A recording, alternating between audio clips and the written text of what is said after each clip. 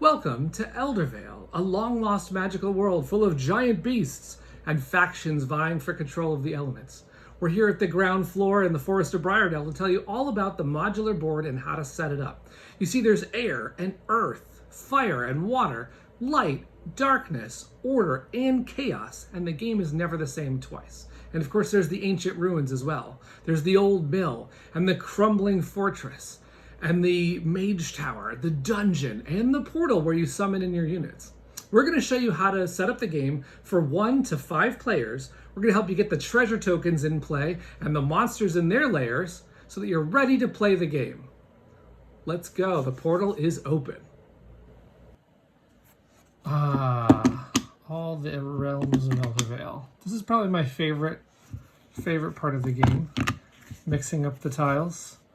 I used to do this at conventions over and over and over again to demo the game, and it was so much fun watching people pick their factions, what they wanted to play. Some people were like, oh, I want to be elves or dwarves, or I want to try out the vampires or the Atlanteans, or I want cats riding bugs. And it's like that moment in D&D where you're first creating something and you're about to go on this adventure and go in this world. That's this moment. So what we're going to cover in this video is how to set up the world of Eldervale, how to go from picking factions to setting up the realm stack to the ruins and all the initial parts of getting your board going. So in the beginning of the game, I like to separate all of the elements out on the table. Now, of course, I've just mixed these up. But what you'll do is if you put all of the darkness out and all of the earth and all of the fire and keep them in separate piles, the reason for this is because people right now are picking their factions. And if somebody chooses darkness, that means that these 3 tiles are in the game. So you'll be paying attention to who's picking what. So someone picks darkness and then another person picks light. You'll be creating the realm stack. Someone else picks water and let's say fire. Okay. Now, Eldervale always has 2 extra elements that are in play, 2 more than the number of players. So in a 4-player game, you're actually going to use 6. Now, I like to leave them visually because then I can say to a new player, what else do you want in the game? And then let them pick. But you can do this any which way you want. You can choose this randomly if your group wants to do that. Anyway, if someone, by the way, I'd love it if someone kept stats on this because I feel like order is almost never picked. But order is so powerful, but like it's not as sexy as chaos. So I feel like chaos always gets picked. So let's say somebody says, all right, well, we're going to take order today. And then, you know, chaos for good measure. And the other elements are out. And they are kept off to the side to be played another day.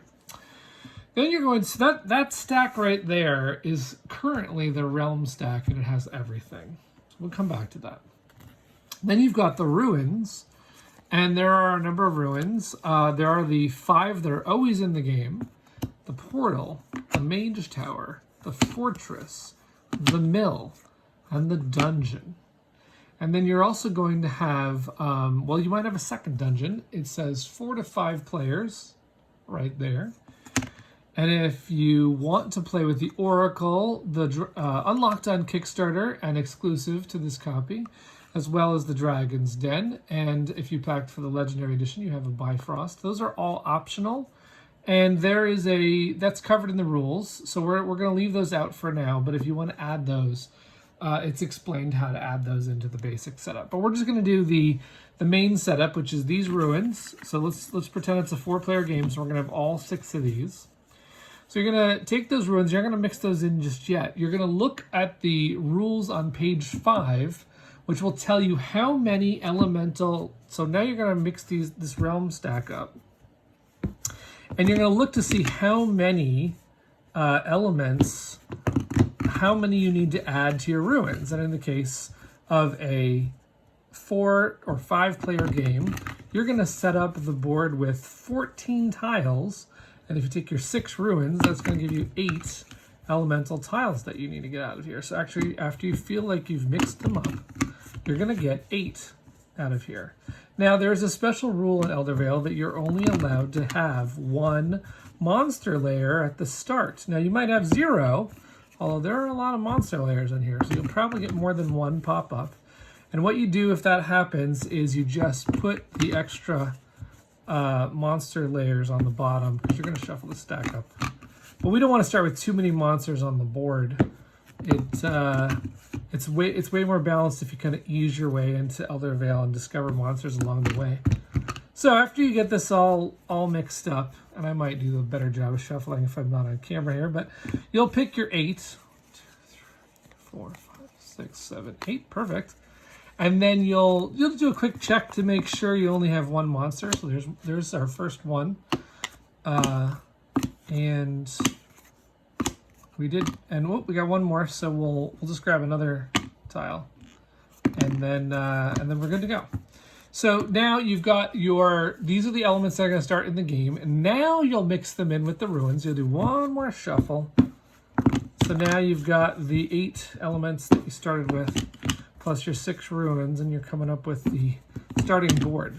Now the remaining stack, which is going to get shuffled, this is now still the elemental realm stack. This is full of all the other elements that will be coming out in this game, and that's kept in the discard tray. And that is also one of the timers of the game. So as you play Dwellings of Eldervale and you use the dungeon, you will explore these tiles. And when this stack is empty, that is one of the 2 triggers for the end of the game. Okay, now we're ready to build Eldervale. And to do that, again, you'll check page 5 of the rules. There is different shapes for the 2-player, the 3-player, 4 and 5-player setup. Actually, the solo play of the game will also use the 2-player shape. So in a 4-player game, you'll see that it's actually it's a row of 2, a row of 3, a row of 4, a row of 3, and then a row of 2. So that's a pretty basic shape, and you're always going to have that shape, but the tiles are going to come out in a different order every time. So what you'll do is you'll start to set that shape up, flipping these tiles over, and you'll notice there's an orientation to the tiles. The top of the tiles, I'll bring out a ruin so you can see. The top of the ruin is indicated. The ruins are the only ones that have a name listed as well. You can tell the ruins also have a brown border on them. The elemental tiles actually have the elemental power that they're associated with. They'll either have 1 symbol or they'll have 2. This actually indicates that when you dwell there, that's the power you get. So this is a more advanced chaos one where if you dwell there, you get 2 power. You'll make the designer very happy if you post pictures of your game and you're not doing like random different orientations, because it actually helps people check the tiles to know, what's what if you keep them in the same orientation. It also helps you to check, where the treasure tokens are if you keep everything going the same direction and where the dwelling cost is. So you'll be setting this up. It comes out randomly, so you might find 2 dungeons touch each other or a whole bunch of ruins touch each other. Let's see what else we get here. There's a little bit of darkness. Now, something that happens, a couple things. First of all, you'll definitely have, I should say not definitely, but you might have 1 layer. You won't have more than 1 layer, and whenever you have a layer, you'll put the monster on that layer. You'll also notice that sometimes someone's element doesn't come up. Let's say somebody is currently they're playing order and they haven't even seen 1 order tile come up. And the other person is playing water and they're very happy right now. A lot of people think that their starting element is the only thing they get to do in the game, but that is not true in Eldervale. Look at that, there's order right there. In Eldervale, your initial faction certainly is a starting bias, but it has no bearing on your success at the game at all.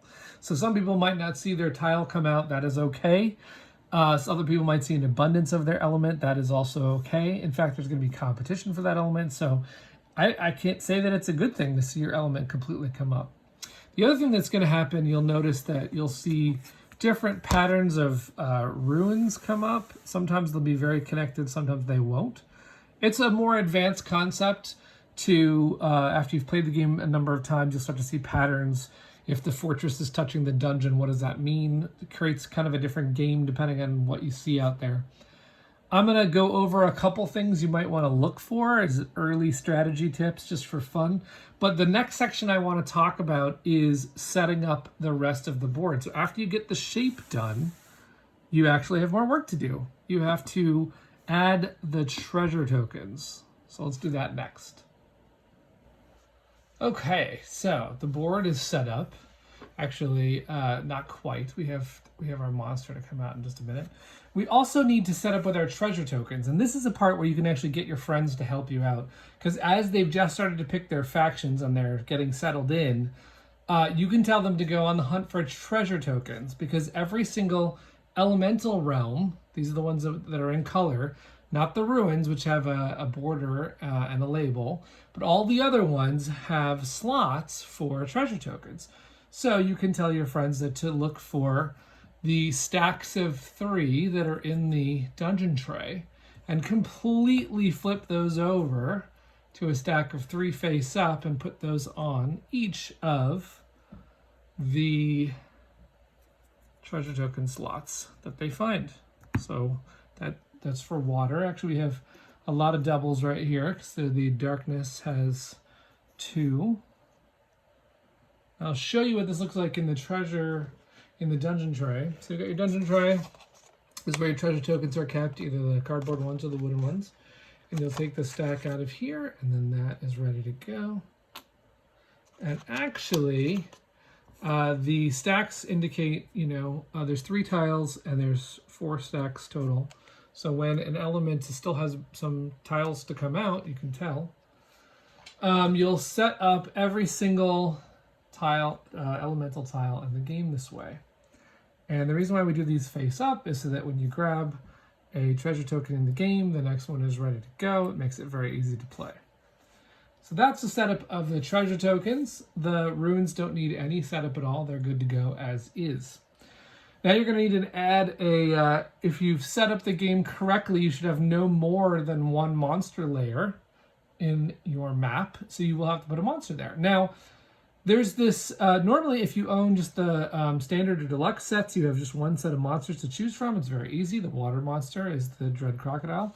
But if you own the legendary set, and this is the Kraken, you'll have a choice to make between which monster to put out. And we know there's going to be a lot of different methods for picking. This could be random. This could be, first of all, do you pick it at the beginning of the game? Do you pick it at when the moment the tile comes out of the stack and is revealed to be a monster tile? Look at that. That was amazing. I didn't plan that at all. You could decide then, or you could decide before the game has started, so everybody has information that the Kraken will be the one. So you can do it however you want. In the rule book, we say that you just need to pick a method. One thing I'd like to suggest is that if each faction owner, so like if I was playing water, let that faction, the person who starts as water, choose which monster, and then you just have to go random on the 2 elements that were added at the very end. That's one way to do it, or go completely random, or and I do think it is a fun idea to try it as a surprise, that when the monster comes out, that's when it's determined. Because of course, if I know that the Kraken is coming out, I can plan accordingly. So there's pros and cons to both. But you'll have a monster, and of course we need some treasure tokens right there. So you'll have all of this good to go now. The monster represents the only tile in Eldervale that is occupied at the very start of the game. And that's how you set up the board. Now, the rest of the gameplay comes from taking your turns, and we'll cover that in another video. But we wanted to get you all set up. Now, all the tiles that are left over are in a stack. This is the realm stack, so this is all the tiles still to come, and you'll put that realm stack in your discard tray, and it actually has another area that when you spend treasure tokens in the game, that has a dual purpose that holds all your treasure tokens. So that'll be off to the side. And that sets the timer of the game. So every time you go dungeoning, one of these tiles will be taken. And that's one of the timers. You know that when the last tile is looking like it's going to come up, the game could be over at any time. So that's the basics of setting up Eldervale. We hope you have a fun time. We'll cover how to jump in Eldervale, how to move around, and how to get power and fight battles and all that stuff in another video. But until then, enjoy.